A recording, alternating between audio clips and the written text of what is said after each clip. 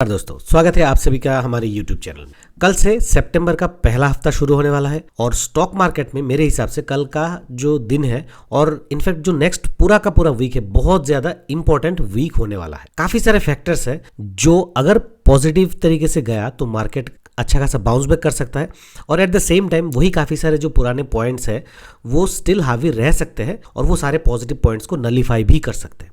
तो क्या मार्केट ऊपर जाएगा या नीचे जाएगा और किन किन फैक्टर्स पे ये सारी चीजें डिपेंड करने वाला है, चलिए डिटेल में डिस्कस करते हैं। तो सबसे पहले पॉजिटिव फैक्टर जो है वो एक बार चेक कर लेते हैं, जिसके चलते मुझे लगता है बुल्स जो है इस हफ्ते हावी हो सकते हैं। At least Monday point of view से अगर आप देखें तो आप देख सकते हो जीडीपी का जो डेटा है वो अनएक्सपेक्टेडली बहुत ज्यादा ऊपर आया है। 7.8% जो अराउंड 6.8 के आसपास का अनुमान था उससे 1% ज्यादा आया है, जो ये बहुत बड़ा सा एक पॉजिटिव पॉइंट है। हमने पहले भी देखा है कि जीडीपी का डेटा जब पॉजिटिव आता है या फिर एस्टिमेट को मीट करता है तब मार्केट में एक अच्छा खासा अप मूव आता है और ये 7.8% जो है वो एक्सपेक्टेशन से बहुत ज्यादा ऊपर है। तो डेफिनेटली कल शायद इसका रिएक्शन हमें देखने को मिल सकता है। दूसरा जो पॉजिटिव पॉइंट है वो है कि recently PM Modi Japan visit किए थे और वहां पे 68 बिलियन का इन्वेस्टमेंट फॉर नेक्स्ट 10 ईयर्स का यहाँ पे एग्रीमेंट हुआ है, जो डेफिनेटली हमारा जो इंडिया में हमारा जो कंट्री में एफडीआई का फॉरेन इन्वेस्टमेंट का जो कॉन्फिडेंस है उसको बूस्ट करेगा और लॉन्ग टर्म का एक जो ग्रोथ आउटलुक है उसको पॉजिटिव करने वाला है। तो डेफिनेटली ये भी फैक्टर जो है मुझे लग रहा है बुल्स के फेवर में कल जाने वाला है। तीसरा जो पॉइंट है वो काफी ज्यादा इंपॉर्टेंट है, जो सितंबर 3 और 4 के बीच में आने वाला है जीएसटी काउंसिलिंग का मीटिंग। अगर आपको पता नहीं है तो मैं बता दूं कि हमको लास्ट मंथ ही बताया गया था कि जीएसटी काउंसिल जो है जीएसटी का जो स्लैब स्ट्रक्चर है उसको 2 स्ट्रक्चर में सिंप्लीफाई करने वाले हैं, जिससे जो 28% वाला टैक्स स्लैब है वो शायद 18 में आ सकता है और 12% वाले 5% में आ सकता है।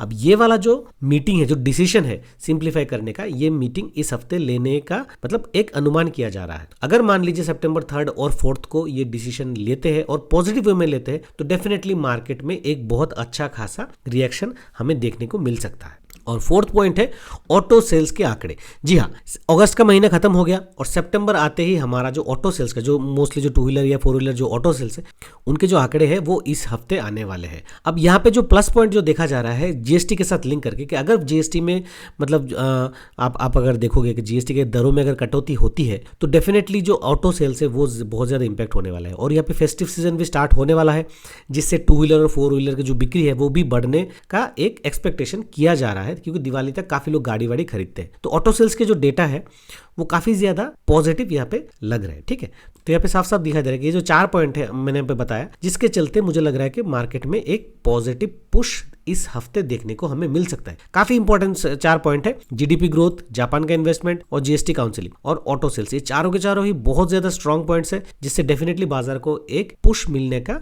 मतलब अनुमान यहाँ पे लगाया जा सकता है। मगर ऐसा नहीं है कि सारे के सारे सिर्फ पॉजिटिव पॉइंट्स है, यहाँ पे कुछ नेगेटिव पॉइंट्स भी है जो डेफिनेटली बियर को एक्टिवेट कर सकता है, वो भी हमको ध्यान में रखना चाहिए।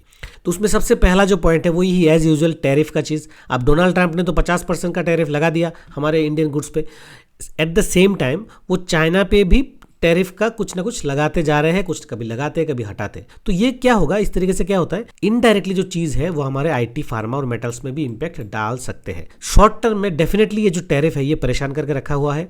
ये लास्ट वीक भी हमने देखा, इनफैक्ट पिछला जो महीना था, अगस्त का महीना था, हमने देखा बराबर मतलब लगातार टैरिफ के चक्कर में, टैरिफ के अनसर्टेनिटी के चक्कर में बाजार धीरे धीरे धीरे धीरे धीरे धीरे गिरते ही चला गया। ठीक है, नेक्स्ट जो नेगेटिव पॉइंट मैं बोलूंगा एफआईआई सेलिंग एंड वीक रूपी। अब यहाँ पे एक और नेगेटिव चीज ये हो गया कि रूपी जो है वो 88 रुपीज पर डॉलर को टच कर गया है। तो ये बहुत ही एक नेगेटिव पॉइंट है, जिसके चलते एफआईआई जो है इंडियन स्टॉक मार्केट से एग्जिट करेंगे और इसका मतलब वही होता है कि थोड़ा सा स्टॉक्स में कुछ स्टॉक स्पेसिफिक में बिकवाली आएंगी।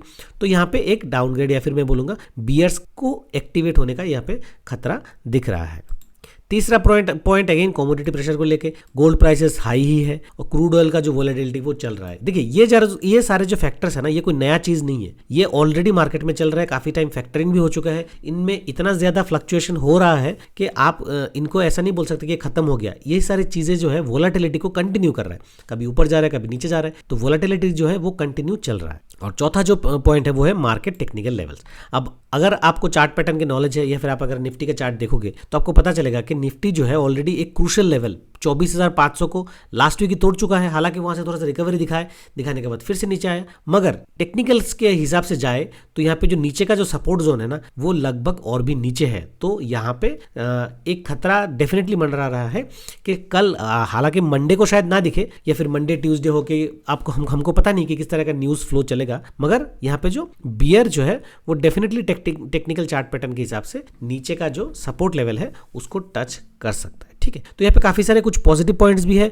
और एज यूजुअल मैं बोलूंगा कुछ नेगेटिव फैक्टर्स भी है, जिसके चलते मार्केट में दोनों साइड के मूवमेंट्स पॉसिबल है। अगर आप ट्रेडिंग पॉइंट ऑफ व्यू में देख रहे हैं तो इंट्राडे और एफएनओ के लिए मैं कुछ ज्यादा मतलब शेयर नहीं कर सकता, क्योंकि मेरा पर्सनल उसमें इंटरेस्ट है नहीं। अगर आप स्विंग ट्रेडिंग करते हो तो डेफिनेटली मैं बोलूंगा कि आपके स्ट्रेटेजी के हिसाब से ट्रेड करें, और जहां पे भी स्ट्रेटेजी के हिसाब से एंट्री बनता है वहां पे एंट्री कीजिए और एग्जिट कीजिए। और अगर आप लॉन्ग टर्म इन्वेस्टर है तो ये जो मार्केट में जितने भी डिप्स आएंगे ना अच्छे स्टॉक्स में, वो एक परचेस का मौका बनता है जनरली। ठीक है, तो वो आप डेफिनेटली ड्यू डिलिजेंस के साथ रिसर्च करेंगे। और इस वीडियो में जो भी बताया गया है एजुकेशनल पर्पस के लिए बताया गया है, यहाँ पे कोई भी मतलब बाय सेल का रिकमेंडेशन नहीं है। ठीक है, तो आपके हिसाब से क्या लगता है कि नेक्स्ट वीक जो है मार्केट के ऊपर की तरफ जाएगा या फिर निफ्टी में अभी भी काफी ज्यादा गिरावट बाकी है? कॉमेंट करके मुझे जरूर बताइएगा आप क्या सोचते हो। ठीक है, तो चलिए फिर मिलते हैं नेक्स्ट वीडियो में, तब तक के लिए take care and good bye.